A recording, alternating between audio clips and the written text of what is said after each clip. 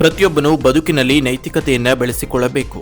ಅದು ಬದುಕಿಗೆ ಮೂಲಾಧಾರವಾಗಿದೆ ಎಂದು ಎಂಇಎಸ್ ಕಲಾ ಮತ್ತು ವಿಜ್ಞಾನ ಕಾಲೇಜಿನ ಪ್ರಾಚಾರ್ಯ ಜಿಟಿ ಭಟ್ ಹೇಳಿದ್ರು. ಅವರು ತಾಲೂಕಿನ ಸೊಂದ ಸ್ವರ್ಣವಲ್ಲಿ ಸಂಸ್ಥಾನದಲ್ಲಿ ಶ್ರೀ ರಾಜರಾಜೇಶ್ವರಿ ವಿದ್ಯಾಸಂಸ್ಥೆಯ ಆಶ್ರಯದಲ್ಲಿ ಸಂಸ್ಕೃತ ಪಾಠಶಾಲಾ ವಿದ್ಯಾರ್ಥಿಗಳಿಗೆ ಹಮ್ಮಿಕೊಂಡ ವಿಶೇಷ ಉಪನ್ಯಾಸ ಕಾರ್ಯಕ್ರಮದಲ್ಲಿ ಮಾತನಾಡಿದ್ರು.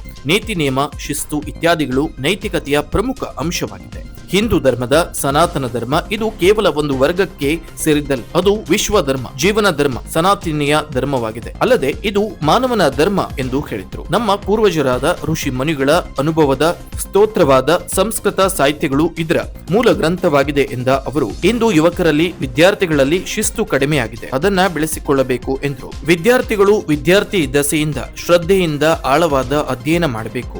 ಜ್ಞಾನಾರ್ಜನೆಯೇ ಪರಮ ಗುರಿಯಾಗಬೇಕು. ವಿದ್ಯಾರ್ಥಿಯಾದವರು 25 ವರ್ಷಗಳ ಕಾಲ ಗುರುಗಳ ತಂದೆ ತಾಯಿಯ ಮಾತನ್ನ ಕೇಳಿದ್ರೆ, ಅವರು ಹಾಕಿಕೊಟ್ಟ ಮಾರ್ಗದಲ್ಲಿ ಮುನ್ನಡೆದ್ರೆ ಮುಂದಿನ 75 ವರ್ಷಗಳ ಕಾಲ ಜಗತ್ತು ನಮ್ಮನ್ನ ಬಯಸುತ್ತದೆ, ಅನುಸರಿಸುತ್ತದೆ. ವಿದ್ಯಾರ್ಥಿಗಳು ಶಿಕ್ಷಕರನ್ನ ಗಟ್ಟಿಯಾಗಿ ಹಿಡಿದು ನಿಷ್ಠೆಯಿಂದ ಜ್ಞಾನಾರ್ಜನೆ ಮಾಡಬೇಕು. ಮಂಗನ ಮರಿ ತಾಯಿಯನ್ನ ಗಟ್ಟಿಯಾಗಿ ಹಿಡಿದುಕೊಳ್ಳುತ್ತದೆ, ತಾಯಿಯು ಮರಿಯನ್ನ ಹಿಡಿದುಕೊಳ್ಳುವುದಿಲ್ಲ. ಹಾಗೆ ವಿದ್ಯಾರ್ಥಿಗಳು ಶಿಕ್ಷಕರನ್ನ ಹಿಡಿದುಕೊಳ್ಳಬೇಕೆಂದು ಎಚ್ಚರಿಸಿದ್ರು. ಮಠದ ಕಿರಿಯ ಸ್ವಾಮೀಜಿ ಶ್ರೀಮದ್ ಆನಂದ ಬೋಧೇಂದ್ರ ಸರಸ್ವತಿ ಮಹಾಸ್ವಾಮೀಜಿಯವರು ಸಾನ್ನಿಧ್ಯ ನೀಡಿ ಉಪನ್ಯಾಸವನ್ನ ಗೌರವಿಸಿ ಆಶೀರ್ವದಿಸಿದ್ರು. ಡಾಕ್ಟರ್ ವಿನಾಯಕ್ ಭಟ್ ನಿರ್ವಹಿಸಿದ್ರು.